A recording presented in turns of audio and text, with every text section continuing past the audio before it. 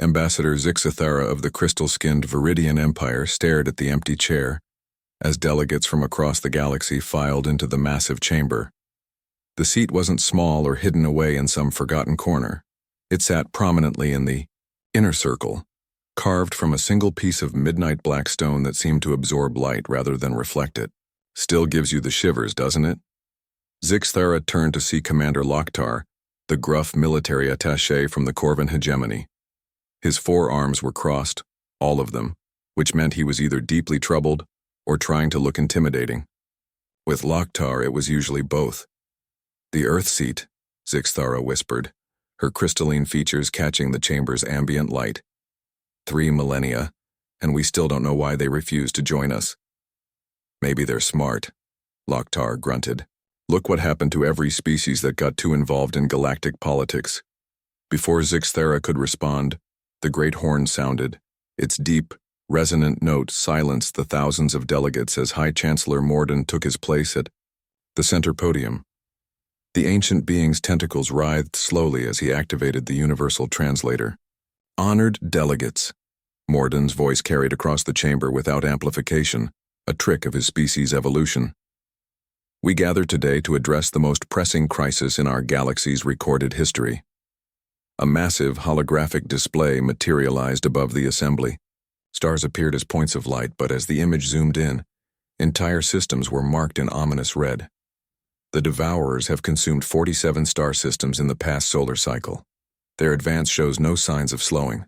Our combined fleets— Morden paused, his ancient features showing strain. "Our combined fleets have suffered catastrophic losses." Murmurs rippled through the assembly. The Devourers weren't just another hostile species. They were something else entirely. Beings of pure hunger that consumed not just planets but the very fabric of space-time itself. "Which is why," Morden continued, "the Council of Elders has made an unprecedented decision." The chamber fell, silent. Even the usually chattering Pixlon delegates stopped their constant whispers. "We will formally request aid from Earth." The reaction was immediate and explosive. Delegates leaped to their feet, shouting in dozens of languages. Some cried out in terror, others in outrage. A few simply fainted. Zixathara found herself gripping her seat's armrests so tightly that hairline cracks appeared in the metal. "They can't be serious," she breathed. But Loktar wasn't looking at the chaos around them. He was staring at the empty Earth seat, and his expression had gone pale beneath his scarred hide. "Commander?" Zixathara touched his arm. "What is it?" Loktar's voice was barely audible above the uproar. "Do you know why that seat is empty, Ambassador?" "Because humans refuse to join the assembly. Everyone knows." "No." Loktar's 4 eyes met hers, and she saw something there she'd never seen before. Fear. "The seat isn't empty because they refuse to join us." The chaos in the chamber seemed to fade as Zixathara leaned closer. "What do you mean?" "The seat is empty because we're not worthy to sit beside them." Before she could ask what he meant, High Chancellor Morden's voice boomed across the assembly, somehow cutting through the noise without seeming to raise in volume. "The delegation to Earth will depart within the solar cycle. May the ancestors preserve us all." As delegates slowly returned to their seats, Zixathara noticed something that made her blood freeze in her veins. The empty Earth seat, which had remained unchanged for 3,000 years, now bore a single modification. A small silver plate had been attached to its armrest, and etched upon it were words in the ancient common tongue. "Reserved for the protectors of the third rock." But it was the date below the inscription that truly terrified her. The plate wasn't new at all. According to the timestamp, it had been placed there over 10,000 years ago, long before the assembly had even been founded, long before any of their species had achieved interstellar travel, long before they had even known Earth existed. Chapter 2. The Delegation. 3 days later, Ambassador Zixathara found herself aboard the diplomatic vessel Harmony's Call, watching the blue-green marble of Earth grow larger in the view screen. The planet looked deceptively peaceful from space, swirling white clouds, vast oceans, and brown-green continents that showed no obvious signs of the terrifying civilization that supposedly dwelt there. "I still think this is madness," muttered Dr. Kethmorn, the expedition's xenobiologist. The spider-like arachnoid had been complaining since they'd left the assembly station. "We have no idea what we're walking into." "Flying into," corrected Captain Veltara from the pilot's seat. The Naroki woman's forearms danced across the controls with practiced ease. "And we're not exactly walking in blind. We have the old files. Files that are 10,000 years old," Kethmorn clicked nervously. "For all we know, the humans died out millennia ago." Zixothera said nothing, but privately she agreed with the doctor's concerns. The ancient files they possessed about Earth were sparse and often contradictory. Some described humans as a peaceful, curious species that had barely mastered fire. Others painted them as conquerors who had somehow achieved faster-than-light travel before most species had developed agriculture. What all the files agreed on, however, was that humans were dangerous. "Incoming transmission," Veltara announced, suddenly. It's coming from Earth." The crew exchanged glances. They hadn't announced their arrival or sent any signals. How could Earth possibly know they were here? "Put it through," Zixothera ordered. The view screen flickered and suddenly they were looking at a human face. The being appeared young by most species standards, with short, dark hair and kind brown eyes. It was sitting in what looked like a comfortable chair with bookshelves visible in the background. "Hello there," the human said, and its voice was warm and surprisingly melodic.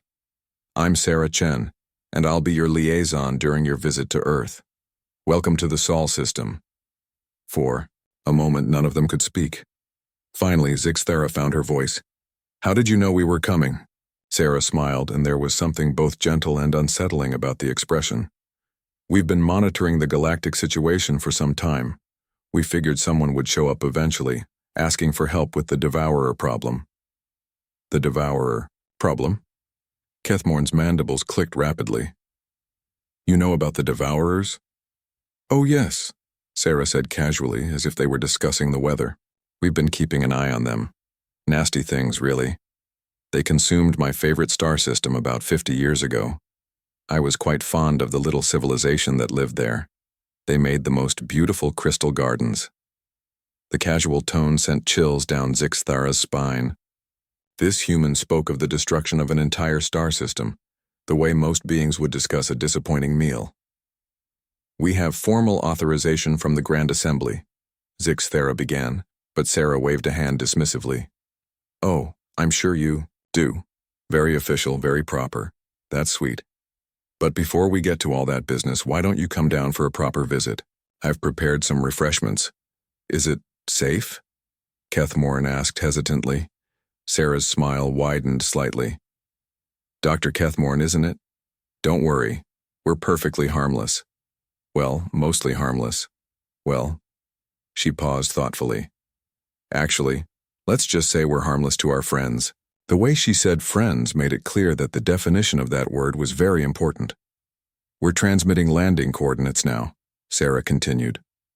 "Oh, and don't worry about environmental suits or translation devices. We've taken care of all that." The transmission ended abruptly, leaving the three delegates staring at the blank screen. "Did she just say they've taken care of environmental compatibility?" Veltara asked slowly. "How is that even possible?" Kethmorn's voice was rising toward panic.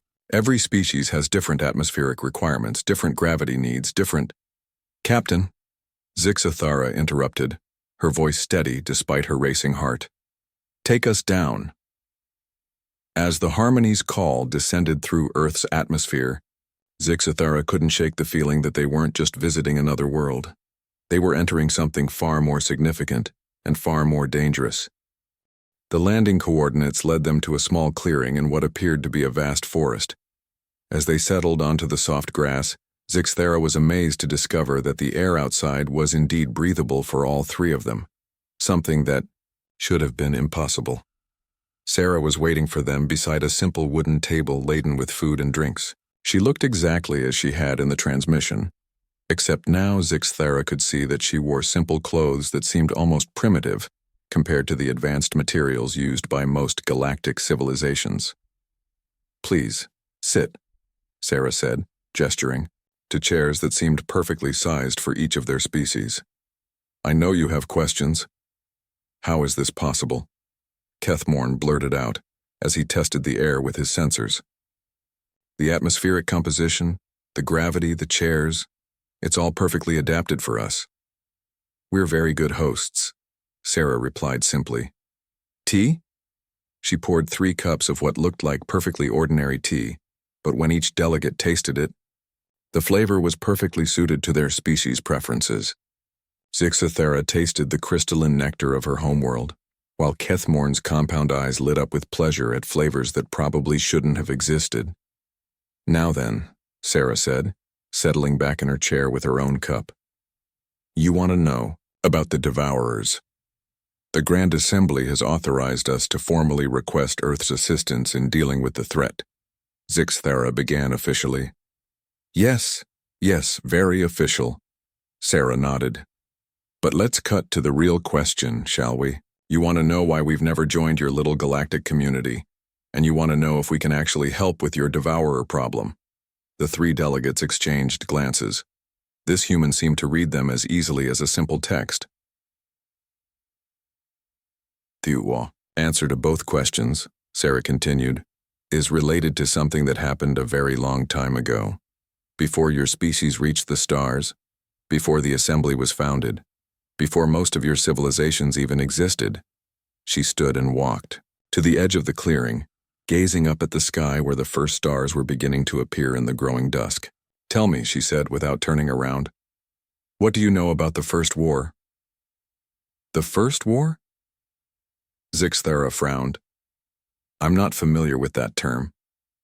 Sarah turned back to them, and for just a moment her young face seemed ancient beyond measure. "No, I don't suppose you would be.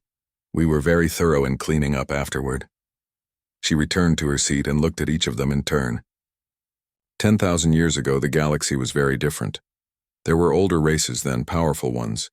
They had technology that made your current level of advancement look like children playing with sticks and stones. "What happened to them?" Veltara asked quietly. "They tried to conquer us." The simple statement hung in the air like a death sentence. "All of them?" Kethmorn whispered. "All of them," Sarah confirmed. "You see, Earth wasn't always as peaceful as it appears now. We had our violent phases, our conquering periods. But we grew out of that. We learned better. The problem was the older races saw our potential and decided we were too dangerous to be allowed to develop freely." She sipped her tea calmly. "So they formed a coalition. Hundreds of species, thousands of worlds, fleets that could darken entire star systems. They came to Earth with an ultimatum: submit to their rule or be destroyed." "And?" Zixathera's voice was barely audible. "We chose a third option," Sarah said. "We destroyed them first." The clearing fell silent except for the gentle sounds of Earth's evening wildlife. Somewhere in the distance, an owl called softly. "The war lasted 3 years." Sarah continued conversationally. "It was quite unpleasant. We tried negotiation. We tried compromise. We tried everything we could think of to avoid violence. But they were quite insistent on either enslaving or destroying us." "How?" Kethmorn's voice cracked. "How could one species defeat hundreds?" Sarah smiled sadly. "Because we're very good at war, Doctor. Terrifyingly good. It's one of our less attractive traits. But when survival is at stake, we become something rather different than what you see now." She gestured around the peaceful clearing. "This is what we choose to be. But when threatened," she shrugged. "Well, let's just say the galaxy learned to leave us alone." "The Devourers," Zixathera said suddenly, pieces clicking together in her mind. "They're not a new threat, are they?" Sarah's smile was proud and terrifying in equal measure. "Very good, Ambassador. No, they're not new. They're the last remnant of one of those ancient coalition species. We thought we'd destroyed them all, but apparently a few escaped to the void between galaxies.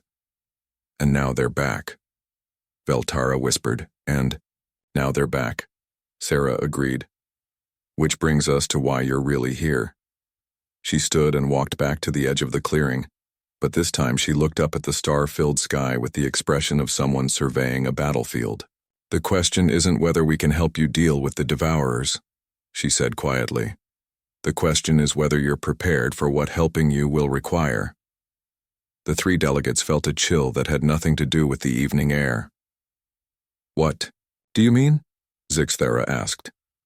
Sarah turned back to them, and in the starlight her kind face looked like something carved from ancient stone. "It means we'll have to become what we used to be." And for the first time since the war against the Devourers had begun, Zixthera wondered if they'd made a terrible mistake in coming to Earth. Chapter 3. The Awakening. The next morning brought revelations that shattered everything the delegates thought they knew about their galaxy. Sarah led them through what appeared to be a simple forest path, chatting casually about Earth's weather and the local wildlife. But Zixthera's trained diplomatic eye caught details that didn't add up. The trees were too perfectly spaced. The path, despite looking natural, was exactly the right width for their group and seemed to curve in mathematically precise ways. "You're noticing the inconsistencies," Sarah observed without turning around. "Good. Most species take much longer to realize that things aren't quite what they seem." They emerged into another clearing, but this one contained something that made all three delegates stop dead in their tracks. Rising from the center of the glade was a structure that defied easy description. It looked organic, like it had grown from the earth itself, but the materials were clearly artificial. Walls of what appeared to be living metal curved upward in impossible spirals, while surfaces that looked like glass showed glimpses of vast spaces within. "What is this place?" Kethmorn's voice was barely a whisper. "This is the archive," Sarah said simply. "It's where we keep our memories." As they approached the entrance, the structure seemed to recognize their presence. Walls became transparent, revealing corridors that stretched far further than the external dimensions could possibly contain. "Space-time manipulation," Veltara breathed. "But that's theoretically impossible." "Lots of things are theoretically impossible," Sarah replied with amusement. "We've found that reality tends to be much more flexible than most species believe." Inside, the archive was even more impressive. The corridors were lined with what looked like windows, but each one showed a different scene. Some displayed star charts of unfamiliar galaxies. Others showed battles between ships of designs none of them recognized. Still others seemed to show Earth itself, but as it had been at different points in history. "These are memories," Sarah explained, noticing their fascination. "Every significant event in human history, recorded not just as data, but as complete sensory experiences. Every war, every discovery, every moment of triumph or tragedy." She stopped before one particular window that showed a massive space battle. Ships the size of small moons traded fire with weapons that seemed to tear holes in space itself. "This is from the First War," Sarah said quietly. "The final battle at the Korthek homeworld." Zixthera stared at the scene in horror. She could see hundreds of ships, each larger than anything in the current galactic fleets, being torn apart by weapons that seemed to attack the very atoms they were made of. "We won," Sarah continued, "but at a cost that took us centuries to recover from. Not in ships or lives, we were surprisingly efficient in that regard. The cost was to our souls." "How many died?" Kethmorn asked. "On their side?" "Everyone." "On ours?" Sarah paused. 43 humans died in the entire war. The number hit the delegates like a physical blow. 43 humans had defeated coalition forces that must have numbered in the trillions. "That's impossible," Veltara protested. "Is it?" Sarah touched the window, and the scene zoomed in to show one of the human ships. It was small compared to the alien vessels, but as they watched, it single-handedly destroyed what looked like an entire enemy fleet. "We don't fight the way other species do, Captain. We don't send millions of soldiers to die in glorious charges. We send solutions." She led them deeper into the archive, past windows showing scenes of Earth's development over the millennia. Zixthera caught glimpses of human cities that seemed to exist in multiple dimensions simultaneously. of forests that covered entire continents but somehow existed in perfect harmony with technology that made galactic civilization look primitive. "This is why we've never joined the assembly," Sarah said as they walked. "Not because we're not interested in galactic civilization, but because we're not ready." "Ready for what?" Zixthara asked. "Ready to be trusted with the responsibility of helping other species without accidentally destroying them in the process." They stopped in front of a massive circular chamber, filled with what looked like floating spheres of light. Each sphere pulsed with different colors and patterns. "These are the Watchers," Sarah explained. "Every human who chooses to take on the responsibility of monitoring galactic events. Each sphere represents one person, and their consciousness is extended across space and time to observe and protect." "Protect from what?" Kethmorn asked. "From threats like the Devourers, from species that develop weapons they can't control, from civilizations that discover technologies that could unravel the fabric of reality itself." Sarah's voice was matter-of-fact, but the implications were staggering. "How long have you been watching us?" Zixthara's voice was barely audible. "Since your species first looked up at the stars and wondered what was out there," Sarah replied. "All of you. Every species in the galaxy. We've been there watching, protecting, guiding when necessary." "The technological leaps," Veltara said suddenly. "The sudden discoveries that advanced our civilizations faster than they should have developed naturally. Sometimes civilizations need a little help to survive natural disasters, or their own." "Mistakes," Sarah admitted. "A hint here and inspiration there. Nothing too obvious. Species need to earn their development or they won't value it." "And when species become threats?" Kethmorn asked. Sarah's expression darkened. "Then we intervene more directly." She led them to another window, this one showing a star system they all recognized, the former home of the Vakthar Empire, one of the most aggressive conquest-oriented species in galactic history. The system was empty now, its star having apparently gone nova centuries ago. "The Vakthar developed planet-killing weapons," Sarah said quietly.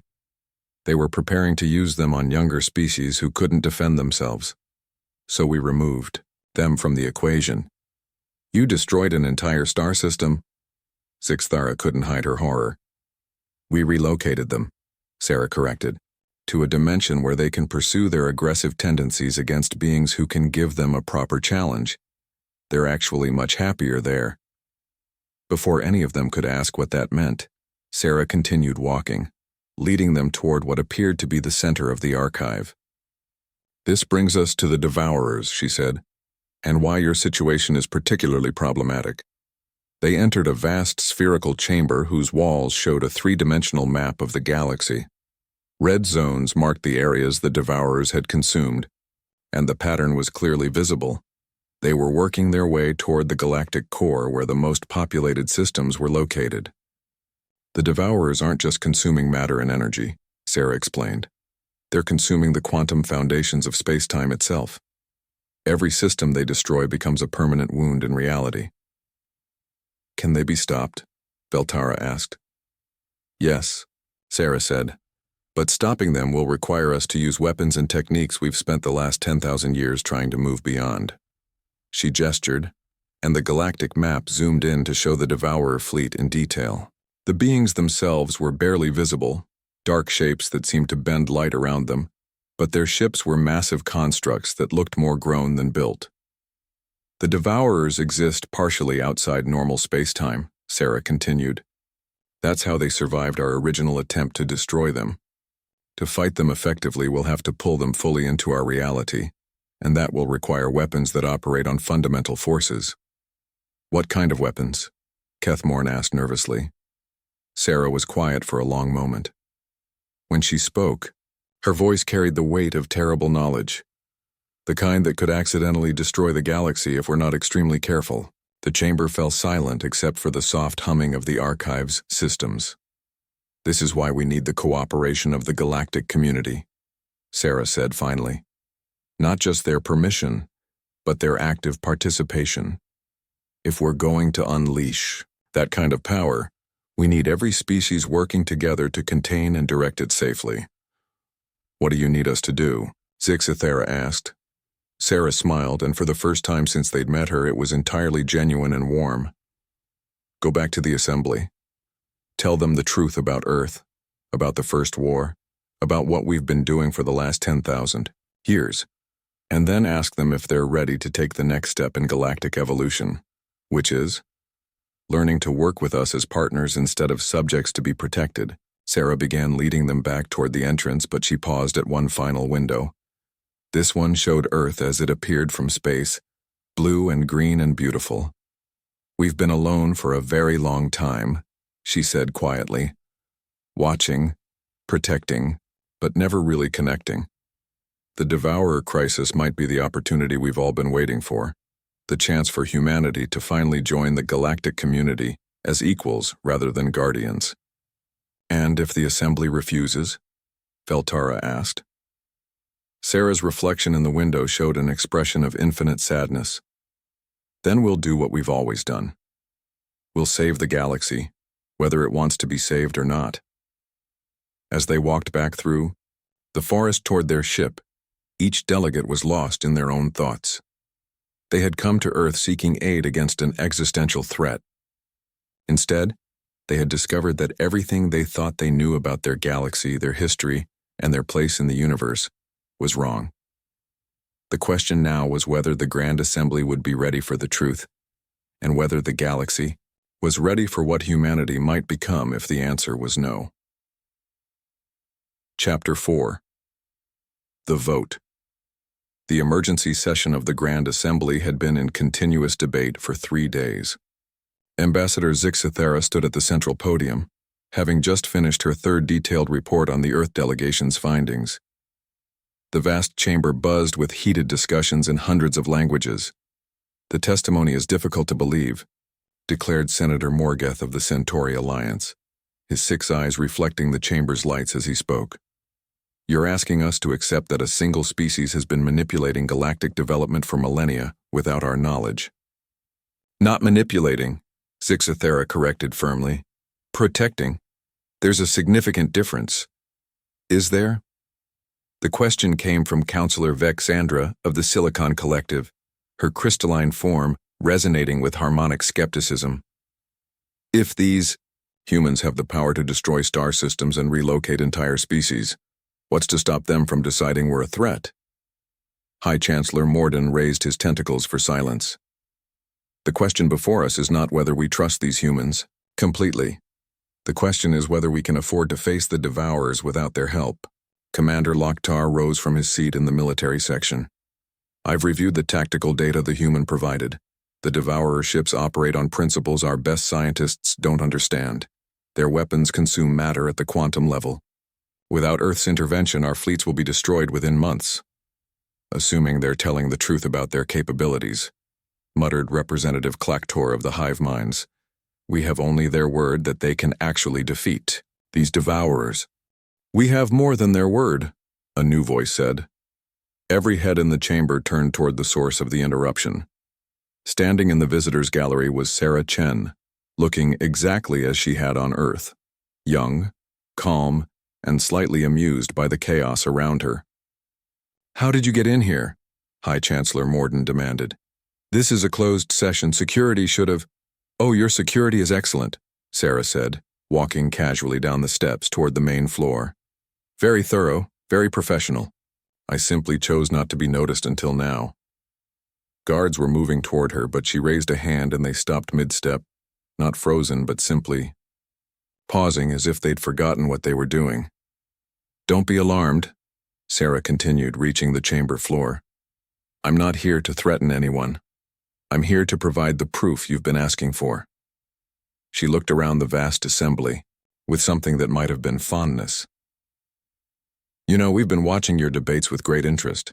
It's refreshing to see a democratic process actually working, even if it's moving rather slowly given the circumstances. What proof?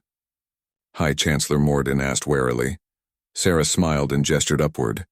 The chamber's dome, which normally displayed the stars visible from the assembly station, suddenly showed a real-time view of space. But this wasn't the peaceful vista they were used to seeing. A massive Devourer ship hung in the void, its dark form seeming to bend space around it. Even through the display, the assembled delegates could feel something wrong about it, a sense of wrongness that made their various physiologies react with instinctive fear. "This ship arrived at the edge of your system 6 hours ago," Sarah explained conversationally. "It's been conducting reconnaissance, probably preparing for a full assault on the assembly station." Panic erupted in the chamber. Delegates were shouting, alarms were beginning to sound, and security personnel were speaking rapidly into their communicators.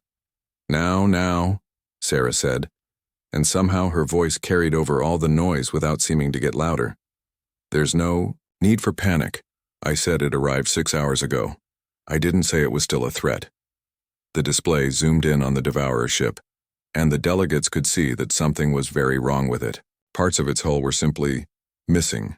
Not destroyed, not damaged, but absent, as if they had never existed. "The ship is caught in what we call a causality loop," Sarah explained. "Its past and future are being rewritten so that it never quite manages to complete any action. It's actually quite elegant. The beings inside aren't being harmed. They're just experiencing temporal displacement. They'll be returned to their fleet with the memory that this system is uninteresting." "You did this?" Senator Morgoth whispered. "One of our watchers did, yes. As soon as the ship entered your system, defensive protocols activated automatically." Sarah looked around the chamber with raised eyebrows. "Did you really think we'd let a Devourer ship attack the Galactic government while our ambassadors were asking for cooperation?" High Chancellor Morden slowly settled back into his seat. "What else can you do?" "Individually, each human has capabilities that would seem magical to most species. Collectively?" Sarah paused thoughtfully. "We've never actually tested our full potential. There's never been a threat that required it." "Until now," Zixthara said quietly. "Until now," Sarah agreed. "The Devourers represent something we haven't faced before, a threat that exists partially outside reality itself. Fighting them will require us to access abilities we've kept locked away since the First War." She gestured, again, and the display changed to show the spreading red zones where Devourer fleets were consuming star systems. "We can stop them," she said simply. "But doing so will change us, and it will change the galaxy. The question is whether you're willing to accept that change." "What kind of change?" Counselor Vexandra asked. "The end of the age where species develop in isolation," Sarah replied. "The beginning of true galactic civilization. No more barriers between species, no more technological disparities, no more preventable conflicts." "You're talking about integration," Representative Clactor said with alarm. "Cultural assimilation." "No," Sarah said firmly. "I'm talking about cooperation. Each species retaining what makes them unique while working together toward common goals. What you have now, hundreds of species barely tolerating each other while maintaining rigid boundaries, isn't sustainable. The Devourers are proof of that." "How so?" High Chancellor Morden asked. "Because they're what happens when a species develops ultimate technology without developing wisdom to match," Sarah explained. "They turned themselves into living hunger because they couldn't conceive of any other way to solve their resource problems." The chamber fell quiet as the implications sank in. "If we help you defeat the Devourers," Sarah continued, "we can't go back to watching from the shadows. We'll have revealed ourselves, shown our capabilities, integrated our technology with yours. The galaxy will never be the same." "And if we refuse your help?" Senator Morgoth asked. Sarah's expression was infinitely sad. "Then we'll save you anyway, because that's what we do. But it will be messy and incomplete, and you'll spend the next 1,000 years living in fear of threats you can't understand." "Why?" The question came from a small delegate in the back rows, Ambassador Pithka of the Peaceful Botanical Confederation. "Why do you care what happens to us?" Sarah turned toward the small plant being, and her smile was radiant. "Because you're beautiful," she said simply, "all of you. Every species in this chamber represents millions of years of unique evolution, unique perspectives, unique contributions to the symphony of consciousness. We've been listening to that symphony for 10,000 years, and we've learned that the universe is infinitely richer when it's filled with diversity." She looked around the chamber, meeting as many eyes as possible. We're not asking you to trust us blindly. We're asking you to take the leap from fear-based isolation to hope-based cooperation. It's the same leap every species has to make to survive in the long term. High Chancellor Morden rose slowly from his seat. The Assembly will need time to deliberate. No, Sarah interrupted gently. You won't. The display above them changed again, showing Devourer fleets moving toward inhabited systems. The timeline showed they would reach the core worlds within days. The time for deliberation has passed, Sarah said. Now you have to choose. Do you want us as partners in what comes next, or do you want us to handle this alone and deal with the consequences later? Put it to a vote, Commander Loktar called out suddenly. We all know what has to be done. Seconded, said Zixathera. Thirded, added a dozen voices. High Chancellor Morden looked around the chamber, seeing the resignation and determination in thousands of faces. Very well. All in favor of formally requesting Earth's assistance in the Devourer crisis, with full knowledge of the long-term implications? Lights began appearing throughout the chamber as delegates registered their votes. Green for yes, red for no, yellow for abstention.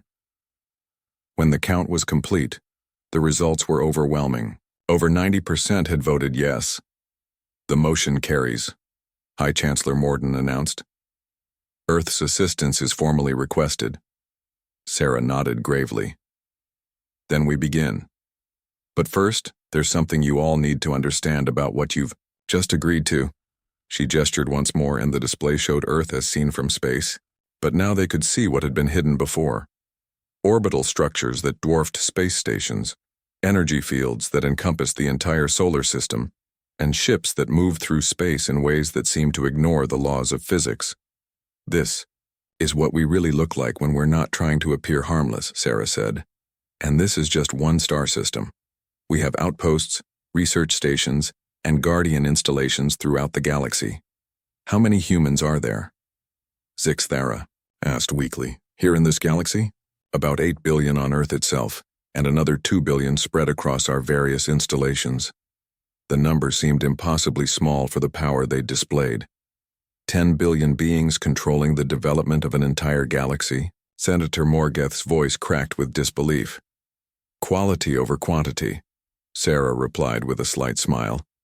Each human has capabilities that scale exponentially when working in groups. 10 of us working together can accomplish what most species would need millions to achieve. And in other galaxies? Representative Clactor asked quietly. Sarah's smile widened. That's a conversation for another time. For now, we have Devourers to deal with. She clapped her hands together, and the sound somehow resonated throughout the entire chamber. The integration begins now. Every species that voted yes will find that their technology, their ships, their weapons have been enhanced, not replaced, not taken over, but improved to the point where you can actually participate in what's coming. Immediately, delegates began receiving urgent communications from their homeworlds. Ship captains were reporting that their vessels were suddenly capable of maneuvers that had been impossible moments before. Scientists were discovering that their instruments could now detect phenomena that had previously been beyond their comprehension. How is this possible? Dr. Kethmorn had returned from Earth aboard the Harmony's call and was now frantically studying his readings. My ship's engine efficiency just increased by a factor of 10,000. We've been quietly installing upgrade protocols in your technology for centuries, Sarah explained. They were just waiting for activation. Think of it as insurance. We wanted to be sure that if we ever needed you as true partners, you'd be capable of keeping up. High Chancellor Morden was receiving reports from across the galaxy. Our defense fleets are reporting that their weapons can now affect targets in subspace. Our sensor networks are detecting energy signatures they've never seen before. You're seeing the galaxy as it really is, Sarah said, without the filters we've been maintaining to keep you from accidentally discovering things you weren't ready for. The Devourers, Commander Loktar interrupted urgently. They're responding to the changes. Their fleets are accelerating their advance. Sarah nodded grimly. They can sense that the galaxy's defensive capabilities just increased dramatically. They're moving to attack before we can fully coordinate. The display above them now showed dozens of Devourer fleets converging on inhabited systems from multiple directions. How long do we have? Zixthera asked.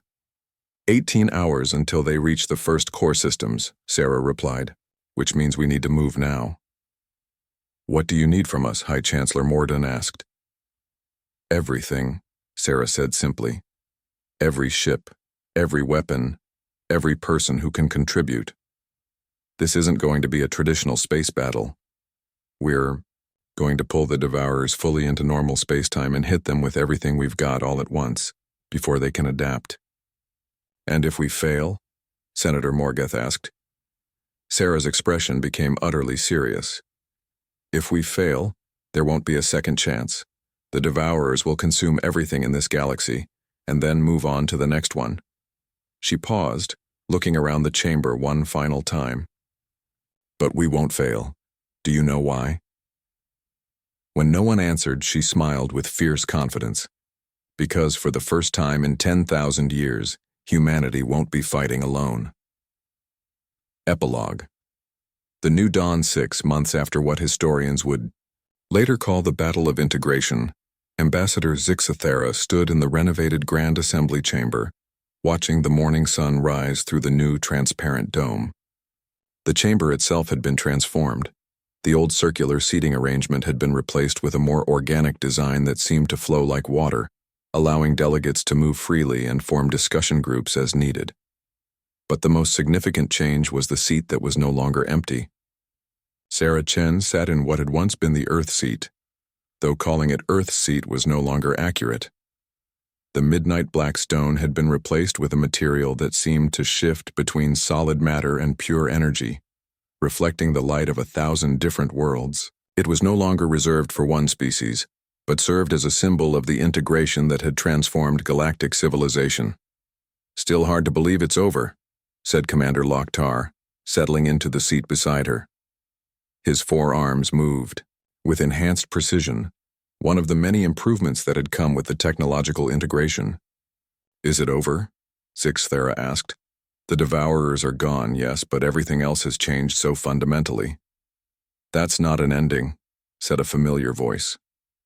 Dr. Kethmorn approached, his arachnoid form moving with grace that had been impossible before his species' biology had been enhanced. That's a beginning. They were right, of course. The Battle of Integration had lasted only 17 minutes in real time, though the effects had rippled across space and time in ways that were still being understood. The combined fleets of the galaxy, enhanced by human technology and guided by human strategy, had managed to pull the entire Devourer armada into normal spacetime simultaneously. What happened next had been beyond anything the non-human species had imagined possible. Every human in the galaxy, all 10 billion of them, had acted as a single consciousness for those 17 minutes. Their combined will had reached across space to encompass the battlefield, and they had simply rewritten the fundamental nature of the Devourers themselves. The beings that had been consumed by eternal hunger were transformed into something new, creatures of pure curiosity rather than appetite. They now traveled the universe not to consume, but to explore and understand. Many had already volunteered to help repair the damage they had caused during their hunger-driven phase. The morning reports, Sarah said, appearing beside them with her characteristic sudden materialization. She carried a small device that projected holographic summaries of galactic affairs. The Andorian collective has successfully integrated their biological ships with quantum consciousness matrices, she read. The Silicon worlds have achieved perfect symbiosis between organic and artificial life. The nomad fleets have established the first stable interdimensional trade routes. And Earth? Zixthera asked. Sarah's smile was radiant. Earth is finally home to more than just humans. We have our first permanent non-human settlements, and our first interspecies children are due to be born next month. The implications of that statement were staggering. Interspecies reproduction had been considered impossible due to the vast biological differences between species. But the integration had changed the fundamental nature of consciousness itself, making such unions not just possible but natural. The vote results are in, High Chancellor Mordun announced as he joined their group.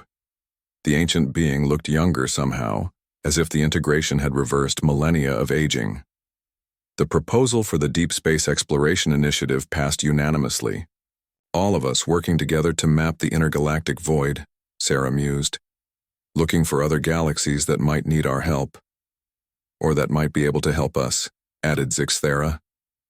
The reports from the Edge Scouts suggest we're not the only galaxy dealing with reality-threatening phenomena. Sarah nodded gravely. The universe is far stranger and more dangerous than any of us realized, but it's also more wonderful. Every new galaxy we discover is filled with forms of life and consciousness we never imagined. Speaking of which, Dr. May, Kethmorn interjected, the xenobiology teams have made contact with 17 new species just in our own galaxy since the integration. Apparently, many civilizations were hiding from us because they thought we were too primitive to interact safely. And now? Commander Lokhtar asked. Now they're eager to join the galactic community, Sarah replied. Word is spreading that we've moved beyond the old patterns of conquest and domination. Species that have been hiding for millennia are coming out of isolation. Zixthera looked around the transformed chamber, watching delegates from dozens of species working together on projects that would have been unimaginable 6 months ago. Crystalline beings shared research with quantum entities. Hive minds collaborated with radical individualists. Ancient species worked alongside civilizations that had only achieved spaceflight within the last century. Do you ever miss it? She asked Sarah quietly. The way things were before? When humanity could remain hidden, protected, separate? Sarah was quiet for a long moment, watching a group of young beings from different species working together on what appeared to be a miniature star. Sometimes, she admitted, there was a certain peace in being the watchers, the guardians in the shadows. We didn't have to worry about making mistakes that could affect others. And now? Now we're all in it together, Sarah said with a smile that was both excited and terrified. The risks are higher, but so are the possibilities. For the first time in human history, we're not facing the future alone. A soft chime echoed through the chamber, announcing the start of the day's formal session. Delegates began moving toward their seats, but the atmosphere was completely different from the rigid, formal assemblies of the past. Conversations continued as beings settled into their places, and the boundaries between species seemed less important than the ideas they were discussing. Today's agenda, High Chancellor Mordun announced, includes reports from the Temporal Engineering Committee, the Consciousness Expansion Project, and the Universal Translation Initiative.